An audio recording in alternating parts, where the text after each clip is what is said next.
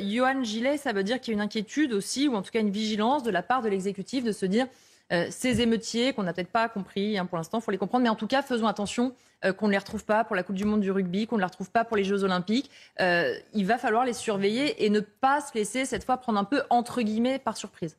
Oui, mais il n'y a qu'un malheur, c'est que Gérald Darmanin ment et fait de la pure communication. Parce qu'en l'occurrence, nos forces de l'ordre n'ont pas assez de moyens.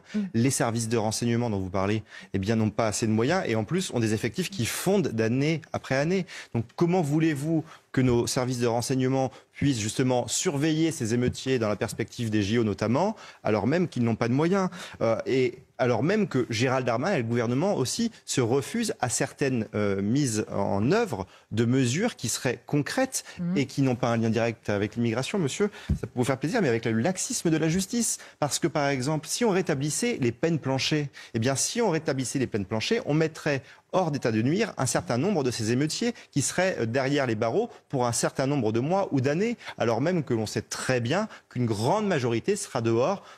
Certains le sont déjà d'ailleurs, d'autres le seront dans quelques semaines, quelques mois. Voilà, donc il y a des mesures à prendre, mais Gérald Darmanin fait de la communication, on le sait très bien, malheureusement, il est habitué à ce genre de choses. Joseph Touvenel.